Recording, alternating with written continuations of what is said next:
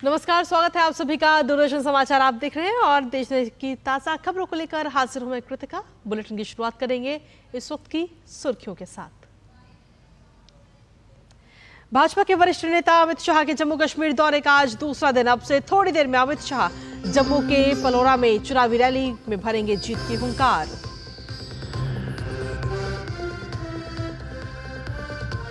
बिहार दौरे पर गए केंद्रीय स्वास्थ्य मंत्री जेपी नड्डा आज दरभंगा और मुजफ्फरपुर में मेडिकल कॉलेज में सुपर स्पेशलिटी ब्लॉक का करेंगे उद्घाटन। पटना में स्वास्थ्य मंत्रालय के अधिकारियों के साथ करेंगे बैठक।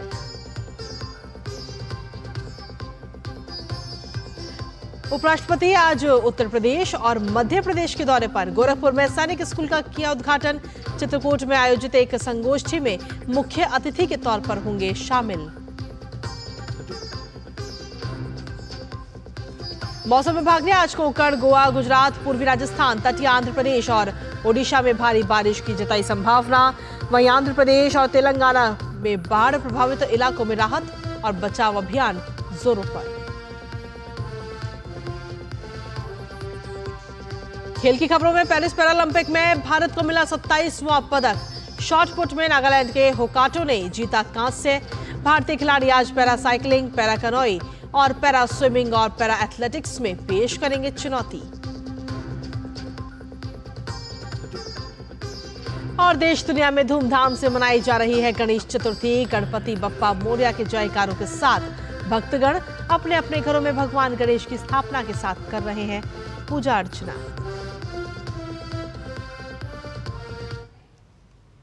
तो ये थी अहम सुर्खियां और सुर्खियों के बाद अब खबरों में विस्तार से बात करेंगे, जहां केंद्रीय गृह मंत्री और भारतीय जनता पार्टी के वरिष्ठ नेता अमित शाह के जम्मू कश्मीर दौरे का आज दूसरा दिन है।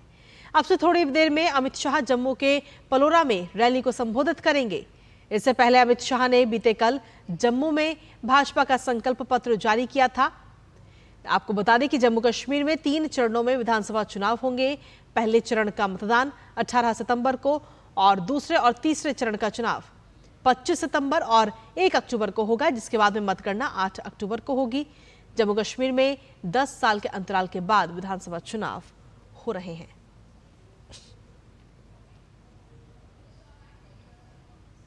वहीं भारतीय जनता पार्टी ने जम्मू कश्मीर विधानसभा चुनाव के लिए संकल्प पत्र भी जारी कर दिया है, जिसमें भारतीय जनता पार्टी ने जम्मू कश्मीर के विकास पर जोर दिया है। भारतीय जनता पार्टी के संकल्प पत्रों की जमकर सराहना की जा रही है। हमारे संवाददाता रमा त्यागी ने लोगों से इस पर खास बातचीत की है। क्या कुछ कहना है वहां की आवाम का, आपको सुनाते हैं। जम्मू कश्मीर में विधानसभा चुनाव को लेकर उत्साह जोरों पर है। बीजेपी ने अपना संकल्प पत्र जारी किया है। क्या कुछ खास है इसमें, यही जानने की कोशिश करेंगे। घोषणा पत्र है, कहीं ना कहीं मुझे लगता है कि हर किसी वर्ग के लोगों को ये कहीं ना कहीं टच करता है। उसमें सबसे इम्पोर्टेंट चीज़ है स्टूडेंट्स। जम्मू कश्मीर से जो स्टूडेंट्स यूपीएससी की तैयारी करने के लिए बाहर जाते थे, उनका ट्रैवलिंग अलाउंस या उनका जो रहने पीने का कहीं ना कहीं गवर्नमेंट ने वो इंक्लूड किया। हमारी जो बहनें थी मैरिज असिस्टेंस के तहत जो उनको मिलता था, तो 18,000 कर दिया है। जॉब्स जो है 5 लाख इसमें इंक्लूड किया गया है। इंफ्रा की बात करूँ मैं, आपको टूरिज्म की बात करूँ, इंफ्रा में टनल्स जो है वहाँ पे टनल्स का भी जिक्र किया हुआ है। टूरिज्म जो है, टूरिज्म को बढ़ावा देने की कोशिश हो रही है। आई कैन से हर किसी वर्ग के लोगों को कहीं ना कहीं ये टच कर रही है। कुछ आम लोगों से भी बात कर लेते हैं और उनसे जानते हैं कि किस तरह से ये जो घोषणा पत्र है उनकी अपेक्षाओं पर खरा उतरता है। पहले तो एक बड़ा इशू था श्रीनगर में जो ट्रिपल तलाक का था, और वो काफी लोग उससे अप्रिशिएट करते हैं हमारे पीएम साहब को। यूथ को काफी, हमें यूथ को उसके साथ काफी उम्मीद है। काफी नौकरी यहाँ पे जॉब्स यूथ को मिलेंगे और हालात भी यहाँ पे काफी ठीक हो गया। आपने देखा कि जम्मू कश्मीर में अब स्टेबिलिटी है और साफ स्पष्ट एक जवाब दिया गया पाकिस्तान को, और जो हमेशा यहाँ का पीस खराब करने में लगे हैं। अब जो भी टेररिज्म को यहाँ पर सपोर्ट करेंगे, जो भी टेररिज्म को शेल्टर देंगे, उनको बख्शा नहीं जाएगा। दफा 370 वो अब कह रहे हैं अब ये वापस आएगा। मुझे नहीं लगता कुछ पूरे जम्मू कश्मीर की आवाम को पता है वो कभी वापस आ ही नहीं सकता। जो मुर्दे को दफनाया गया वो दफन हो गया, वो खत्म हो गया। आवाम डेवलपमेंट चाहती है, आवाम पीस चाहती है जो आजकल है। अपने संकल्प पत्र में भाजपा ने चहुमुखी विकास की बात तो की ही है, तमाम वर्गों की इच्छाओं और आकांक्षाओं को ध्यान रखने की बात भी कही है, और इसके साथ ही 370 की वकालत करने वाले दलों पर करारा निशाना भी साधा है। कैमरामैन उमर के साथ रमा त्यागी, डीडी न्यूज, श्रीनगर। और वहीं केंद्रीय मंत्री और भारतीय जनता पार्टी के राष्ट्रीय अध्यक्ष जेपी नड्डा बिहार के दौरे पर हैं। जेपी नड्डा ने आज तख्त श्री हरमिंदर जी पटना साहिब गुरुद्वारे में माथा टेका और अरदास की। इस मौके पर प्रदेश अध्यक्ष दिलीप जायसवाल, डिप्टी सीएम विजय सिन्हा, सम्राट चौधरी और विधानसभा स्पीकर नंद किशोर यादव भी उनके साथ मौजूद रहे। साथ ही आपको बता दें कि जेपी नड्डा बिहार दौरे के दूसरे दिन कई महत्वपूर्ण स्वास्थ्य परियोजनाओं का भी उद्घाटन करेंगे। वो दरभंगा में एक सुपर स्पेशलिटी अस्पताल का उद्घाटन करेंगे, वहीं मुजफ्फरपुर में सुपर स्पेशलिटी ब्लॉक का भी उद्घाटन करेंगे। सुपर स्पेशलिटी ब्लॉक में इलाज शुरू हो जाने के बाद बिहार की जनता को बड़ी राहत मिलेगी। जेपी नड्डा पटना में स्वास्थ्य मंत्रालय के अधिकारियों के साथ बैठक भी करेंगे। वहीं पश्चिम बंगाल के राज्यपाल सीवी आनंद बोस ने राज्य विधानसभा द्वारा पारित बलात्कार रोधी विधेयक को विचार करने के लिए राष्ट्रपति द्रौपदी मुर्मू के पास भेज दिया है। राज्यपाल सीवी आनंद बोस ने राज्य सरकार से अनिवार्य तकनीकी रिपोर्ट मिलने के बाद इसे आगे बढ़ाया। हालांकि उन्होंने विधेयक में कई खामियां भी बताई हैं। उन्होंने कहा कि पहले तो बिल के साथ भेजी जाने वाली टेक्निकल रिपोर्ट नहीं दी गई।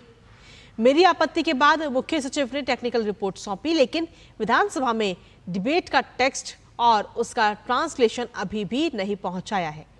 ममता सरकार को जल्दबाजी नहीं करना चाहिए। राज्यपाल ने कहा कि बिल को देखकर पता चलता है कि बिल जल्दबाजी में पारित कराया गया है। राज्यपाल ने सरकार को चेतावनी देते हुए कहा कि जल्दबाजी में काम ना करें। बॉस ने जोर देकर कहा कि लोग महिला डॉक्टर के लिए न्याय चाहते हैं। साथ ही उन्होंने कहा कि राज्य सरकार को प्रभावी ढंग से काम करना चाहिए। लोग बिल के लागू होने तक इंतजार नहीं कर सकते, वो न्याय चाहते हैं और उन्हें मौजूदा कानून के दायरे में न्याय मिलना चाहिए। सरकार को प्रभावी ढंग से काम करना चाहिए। साथ ही राज्यपाल ने सरकार को बिना सोचे समझे जवाब देने के बजाय अपना होमवर्क करने की भी सलाह दी है। दरअसल आपको बता दें कि पश्चिम बंगाल विधानसभा ने 3 सितंबर को सर्वसम्मति से अपराजिता महिला और बाल विधेयक 2024 पारित किया था, जिसमें बलात्कार के दोषियों के लिए मौत की सजा का प्रावधान किया गया है। साथ ही अन्य अपराधियों के लिए पैरोल के बिना आजीवन कारावास की सजा का भी प्रावधान इसमें किया गया है। वहीं हिमाचल प्रदेश के शिमला के संजौली मस्जिद में अवैध निर्माण के आरोपों पर आज अहम बात होगी और ये मामला आपको बता दें कि नगर निगम शिमला के आयुक्त भूपेंद्र अत्री सुनेंगे। आपको बता दें कि नगर निगम शिमला के दफ्तर में पूरे मामले की सुनवाई होगी। वहीं देश के कुछ जनपदों में जहां भेड़ियों के इंसानों पर हमले की खबर है, वहीं चंदौली जिले के चकिया कोतवाली क्षेत्र में अज्ञात जंगली जानवर ने ग्रामीणों पर हमला बोल दिया।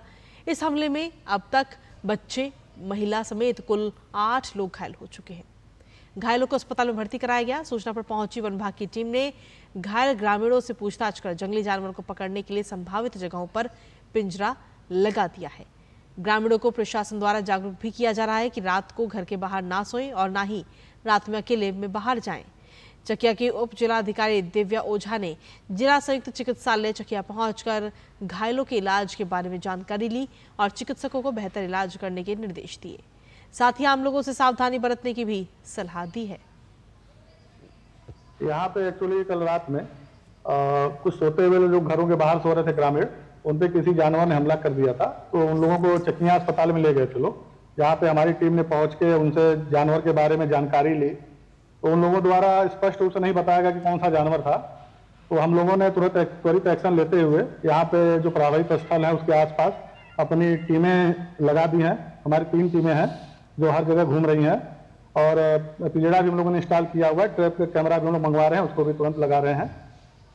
बाहर रात्रि में सोए ना, यहाँ ना बरामदे में सोए, क्योंकि अभी घटनाएं कुछ घटित हुई हैं जिसमें कुछ लोगों को जंगली जानवरों के द्वारा काटा गया है। तो आप सभी से सादर अनुरोध है कि आप सभी लोग घर के अंदर ही निवास करें।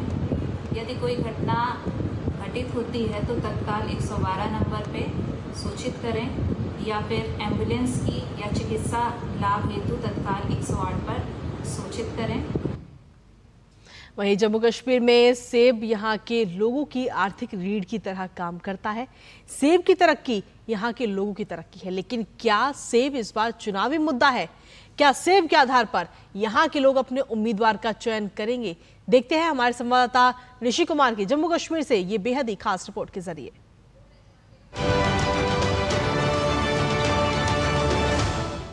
देश में 85% सेब पैदा कर जीडीपी में अहम योगदान देने वाले जम्मू कश्मीर के 7 लाख से ज्यादा बागवानों को घाटी के राजनेताओं ने आज तक सेब की तरह ही सुर्ख सपने दिखाए हैं।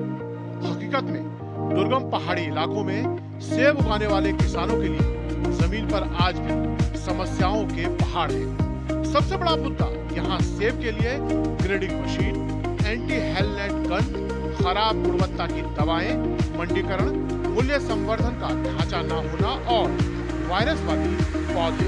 इसके अलावा भी बागवानों की कई समस्याएं हैं जो चुनावी मुद्दा तो बनती हैं लेकिन खत्म नहीं होती। हमारे डिस्ट्रिक्ट में एक जबरदस्त जो नेचुरल कैलेमिटी आई, जिसकी वजह से वो ओले गिरे, एक तूफान आया।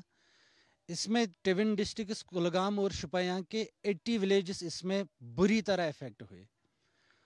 एक तो इस साल का सेब वो पूरी तरह डैमेज हो गया, दूसरा कि एप्पल ट्रीज प्लांट जो है इनको भी डैमेज हो गया। हम चाहते हैं कि सरकार जो है, जो आने वाली हमारी सरकार बनेगी, किसी भी दल की बने, हमारे यहाँ पे जो ये एप्पल प्रोडक्शन है इसको आप सिक्योर कीजिए, सेफ कीजिए। हम गुजारिश करते हैं जो भी यहाँ पे पॉलिटिकल पार्टीज है वो भी हमारे जो इस इशू है, जो हमारे इस पर खर्चा आता है, इसके लिए जो किसान के जो हमें केसीसी होता है ये हमें माफ हो जाए। यहाँ पे चूंकि इलेक्शन का माहौल है, पॉलिटिकल लीडर्स, पॉलिटिकल पार्टीज को इसके रिलेटेड जो है सरकार पे दबाव बढ़ाना चाहिए, उनके कोई ऐसी पॉलिसी मरतब करनी चाहिए जिससे इंपोर्ट ड्यूटी बढ़ जाए। बागवानों का एक बड़ा मुद्दा केंद्र शासित प्रदेश में सेब के लिए बड़ी मंडी का नहीं होना भी है। सेब यहाँ से स्थानीय मंडी के जरिए एक्सपोर्ट होना चाहिए, जबकि हो उल्टा रहा है। बाहर के मुल्कों से भी माल आ रहा है हमारे हिंदुस्तान में, तो उससे भी कश्मीर के ग्रोअरों को बहुत नुकसान हो गया है। हमने सरकार से ये भी कहा है कि यहाँ जो बाहर का माल आ रहा है उसमें टैक्सेस कम होते हैं, तो उस पर भी सरकार ने मान लिया है और उसमें जो हमारे ग्रोवर को अब रेट आ रहे हैं अच्छे तरीके से आ रहे। आजादी के बाद से आज तक सेब के बाग तो बढ़े, लेकिन राजनीतिक इच्छा शक्ति नहीं होने से बागवानों की समस्याएं नहीं घटी। इसके अलावा मौसम की बेरुखी यानी ओलावृष्टि और तूफान के कारण हर साल 20% फसल बर्बाद हो जाती है। अब सरकार से, गवर्नमेंट इंतजामिया से भी ये चाहते हैं, या नई सरकार जो बनेगी, हम चाहते हैं कि क्रॉप इंश्योरेंस स्कीम जो है कश्मीर में, को क्रॉप इंश्योरेंस स्कीम को लागू होना चाहिए। पूर्ववर्ती जम्मू कश्मीर की सरकारों की भागीदारी नहीं होने से इतना सेब पैदा करने के बावजूद जम्मू कश्मीर विदेश में केवल कुछ लाख टन ही बेच पा रहा है। ग्रेडिंग के लिए मशीन नहीं होने से सेब सीधा दिल्ली की आजादपुर मंडी जा रहा है और वहीं से बांग्लादेश या फिर कभी कभार अमेरिका एक्सपोर्ट होता है। यहाँ के बागवान आज भी सेब की ग्रेडिंग हाथ से ही करते हैं।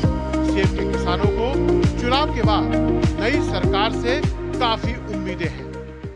निश्चित तौर से इनके जीवन में जो सेब है ये चाहते हैं कि वो सेफ हो, तो यही संकल्प के साथ कि इस बार के जो चुनाव हैं इनमें इन्हें कुछ ना कुछ ज़रूर ऐसा मिलना आएगा या मिलना चाहिए जिससे कि इनकी जो कृषि है उन्नत कृषि हो और इनका जीवन आगे बढ़े। विधानसभा चुनावों में ज़रूर एक मुद्दा है और इस मुद्दे को ये लोग अब चाहते हैं कि उसको आगे रखेंगे। कैमरामैन अनिकेत के साथ ऋषि कुमार, डीडी न्यूज़, शोपियां।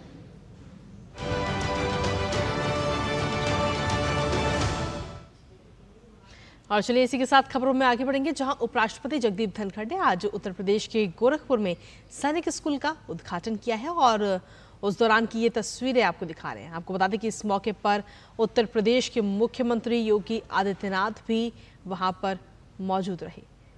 तो सैनिक स्कूल का आज उद्घाटन किया गया। आपको बता दें उपराष्ट्रपति जगदीप धनखड़ उत्तर प्रदेश के दौरे पर है, जहां गोरखपुर में सैनिक स्कूल का उद्घाटन उन्होंने किया है और पौधारोपण करते हुए भी नजर आए हैं। ये बेहद ही खास तस्वीरें भी आपको दिखा रहे हैं।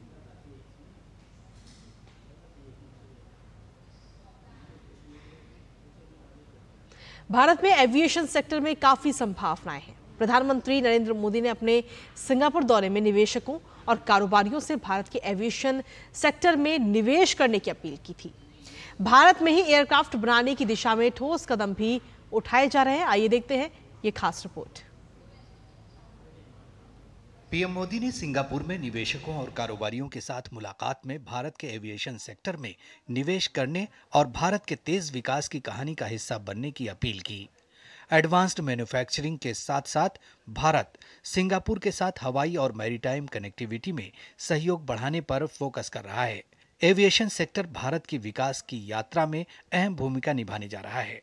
खुले आसमान की नीति के बाद अब भारत एविएशन सेक्टर में अगली उड़ान के लिए तैयार है। विमानन मंत्री राम मोहन नायडू ने बड़ा बयान देते हुए कहा कि सरकार की मंशा है कि अब भारत में ही एयरक्राफ्ट बनाने की दिशा में ठोस कदम उठाए जाएं। Compare the Indian aviation sector today, it is at transformative crossroads, marked by rapid growth and forward-looking vision under the leadership of dynamic Prime Minister Honorable Narendra Modi ji. As one of the fastest growing aviation sectors in the world, India has witnessed a remarkable change in passenger traffic, cargo movement, and overall connectivity in the last 10 years. And one testament for that growth has been the increase in the number of airports. In 2014, we had 74 airports, and right now we have a staggering number of 157 airports, which would have been totally unbelievable to think of in 2014 had we just set the number. शुरुआत में भारत विदेशों से aircraft engine import कर भारत में assemble करने की योजना पर काम कर रहा है, लेकिन बाद में इसे भारत में ही बनाने की योजना है।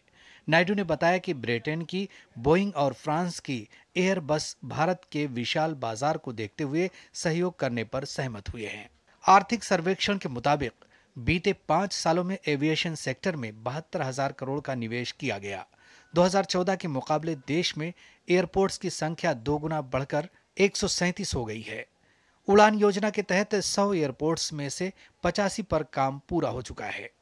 भारत का एविएशन बाजार 13% की सालाना दर से बढ़ रहा है और साल 2023-24 में 15 करोड़ से ज्यादा यात्रियों ने हवाई यात्रा सुविधा का लाभ उठाया।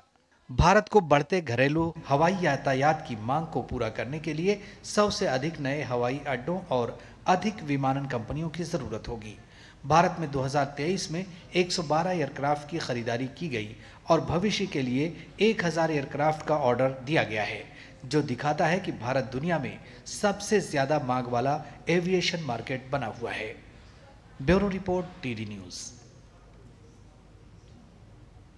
महिलाओं और बच्चों के पोषण स्तर में सुधार लाने के उद्देश्य से देश भर की अलग अलग जगहों पर राष्ट्रीय पोषण सप्ताह मनाया जा रहा है और इसी कड़ी में मथुरा में पोषण माह कार्यक्रम आयोजित किया गया। पोषण अभियान में सहयोग करने वाले सभी विभागों को प्रतिदिन गतिविधियां आयोजित कराने और उनकी फीडिंग कराने के लिए भी निर्देशित किया गया है। आइए देखते हैं ये रिपोर्ट। महिला एवं बाल विकास मंत्रालय ने 1 सितंबर को मध्य प्रदेश में राष्ट्रीय पोषण माह 2024 शुरू किया। यह एक वार्षिक अभियान है जिसका उद्देश्य कुपोषण को दूर करना और बेहतर पोषण एवं स्वास्थ्य देखभाल को बढ़ावा देना है। उत्तर प्रदेश के मथुरा में भी कलेक्ट्रेट सभागार में राष्ट्रीय 7वां पोषण माह का शुभारंभ हुआ। देवेंद्र शर्मा एवं शैलेंद्र कुमार सिंह ने संयुक्त रूप से जन जागरूकता रैली को हरी झंडी दिखाकर रवाना किया। गर्भवती महिलाएं हैं, जो हमारे बच्चे हैं, खासकर बच्चों का शुरुआती 1000 दिन उनको सही पोषण मिले, जिससे स्वस्थ बच्चे हों, विकसित बच्चे हों, उनका मानसिक और शारीरिक विकास सही हो। इस उद्देश्य से इस कार्यक्रम को किया जा रहा है और विगत वर्षों में भी इस जनपद का परफॉर्मेंस अच्छा रहा है। हम लोगों का प्रयास रहेगा कि इस बार हम लोग और बेहतर ढंग से समन्वित प्रयास करें और जो मंशा है कि हमारा हर बच्चा स्वस्थ हो, सुशिक्षित हो, उस लक्ष्य को हम प्राप्त कर सकें, सही आहार बच्चों को मिले। पोषण अभियान के तहत गर्भवती महिलाओं एवं स्तनपान कराने वाली महिलाओं, किशोरियों और 6 वर्ष से कम उम्र के बच्चों के पोषण को समग्र रूप से बेहतर बनाने का प्रयास किया जा रहा है। देवेंद्र शर्मा ने कहा कि कार्यकर्ता द्वारा पूरी मेहनत और लगन से काम किया जा रहा है। मुख्य विकास अधिकारी मनीष मीना ने पोषण अभियान में सहयोग करने वाले सभी विभागों को रोजाना गतिविधियां आयोजित कराने और उनकी फीडिंग कराने के लिए निर्देशित किया है। आज पोषण माह का शुभारंभ किया गया है और ये 1 महीने चलेगा और बच्चों को कैसे पोषित किया जाए, बच्चे कैसे स्वस्थ रहें, इसकी पूरी जानकारी इस पोषण माह के तहत दी जाती है। कोई बच्चा अगर अस्वस्थ होता है, कुपोषित होता है तो उसको एनआरसी में भर्ती किया जाता है और जब वह स्वस्थ हो जाता है तो उसके घर पहुंचाया जाता है। पोषण अभियान की लाभार्थी महिलाओं ने सरकार की इस पहल का स्वागत किया है। राष्ट्रीय पोषण सप्ताह के अंतर्गत चलने वाले कार्यक्रम स्वस्थ खाने की आदतों के प्रति प्रोत्साहित करते हैं और साथ ही स्वास्थ्य पर पोषण के गहन प्रभाव को भी उजागर करते हैं। Bureau report, DD news. और चलिए बुलेटिन में आगे बढ़ते हुए बात अब करते हैं आज के पर्व यानी गणेश चतुर्थी की।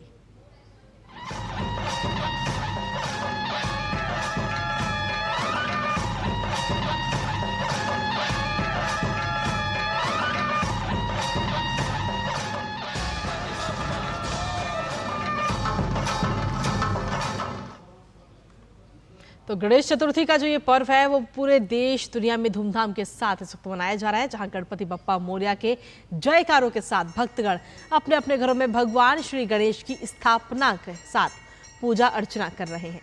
महाराष्ट्र के मुंबई में स्थित श्री सिद्धिविनायक मंदिर में आरती की गई। गणेश जी की झलक पाने के लिए सुबह से ही भक्तों का भारी तांता वहां देखने को मिल रहा है। वहीं मुंबई में लाल बागचा राजा गणपति मंदिर में भक्तों की भीड़ उमड़ी। अहमदाबाद के वस्त्रपुर में महागणपति मंदिर में भी आरती की गई। इसके अलावा कोयंबटूर के पुलियाकुलम विनयगर मंदिर में पूजा अर्चना और दर्शन के लिए श्रद्धालु पहुंच रहे हैं। दरअसल गणेश जी को विघ्नहर्ता के रूप में पूजा जाता है और माना जाता है कि उनकी पूजा करने से सभी प्रकार के दुख और कष्टों का निवारण होता है। गणेश उत्सव का पर्व 10 दिन तक चलता है। इन 10 दिनों को गणेश महोत्सव के नाम से भी जाना जाता है। आपको बता दें कि यह पर्व 17 सितंबर को अनंत चतुर्दशी पर समाप्त होगा।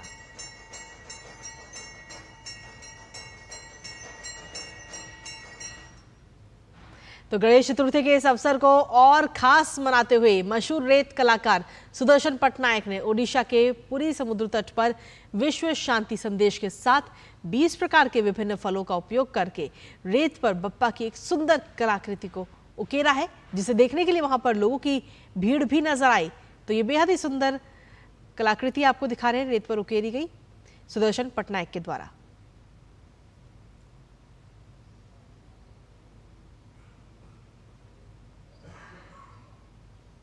और वहीं राष्ट्रपति द्रौपदी मुर्मू ने देशवासियों को गणेश चतुर्थी की आज शुभकामनाएं भी दी हैं।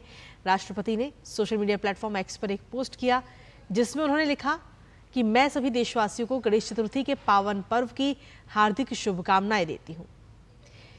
इसके साथ ही उन्होंने अपने इस पोस्ट में आगे लिखा कि देश के अनेक भागों में सामूहिक उल्लास से मनाया जाने वाला ये पर्व सामाजिक ऊर्जा का सुंदर उदाहरण प्रस्तुत करता है। हमारी परंपरा में भगवान श्री गणेश को मंगलदाता और विघ्नहर्ता माना जाता है। गणेश चतुर्थी के इस शुभ अवसर पर मैं ईश्वर से प्रार्थना करती हूँ कि वो आपदाओं से सबकी रक्षा करें और समृद्धि का संचार करें। गणपति बप्पा मोरया।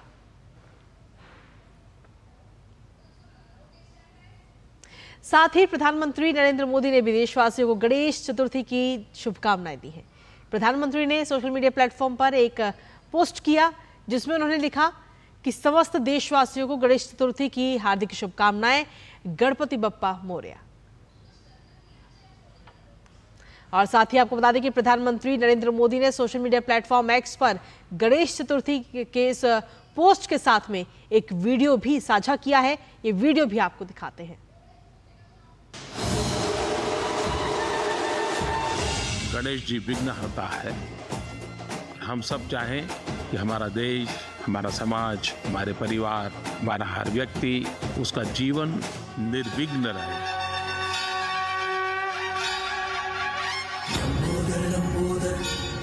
उत्सव समाज की शक्ति होता है। उत्सव व्यक्ति और समाज के जीवन में नए प्राण भरता है। उत्सव के बिना जीवन असंभव होता है। आज कई शहरों में तो ऐसा होता है कि आपको लगभग हर गली में गणेश पंडाल देखने को मिलता है। गली के सभी परिवार साथ मिलकर के उसे ऑर्गेनाइज करते हैं, एक टीम के रूप में काम करते हैं। ये हमारे युवाओं के लिए भी एक बेहतरीन अवसर है जहां वे लीडरशिप और ऑर्गेनाइजेशन जैसे गुण सीख सकते हैं। और विद्या के तुम ही हो दाता, है ज्ञान भंडार तुम में समाता। गणेशोत्सव की बात करते हैं तो लोकमान्य तिलक जी की याद आना बहुत स्वाभाविक है। सार्वजनिक गणेश उत्सव की परंपरा लोकमान्य तिलक जी की देन है। सार्वजनिक गणेशोत्सव के द्वारा उन्होंने इस धार्मिक अवसर को राष्ट्र जागरण का पर्व बना दिया। लोकमान्य तिलक जी ने हमें स्वराज हमारा जन्मसिद्ध अधिकार है ये प्रेरक मंत्र दिया। लेकिन हम आजाद हिंदुस्तान में क्या सार्वजनिक गणेशोत्सव स्वराज हमारा अधिकार है, अब हम स्वराज की ओर आगे बढ़े, स्वराज हमारी प्राथमिकता हो, इस मंत्र को लेकर के हम सार्वजनिक गणेशोत्सव से संदेश नहीं दे सकते हैं क्या?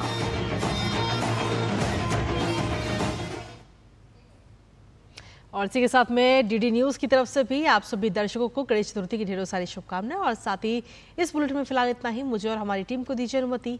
नमस्कार।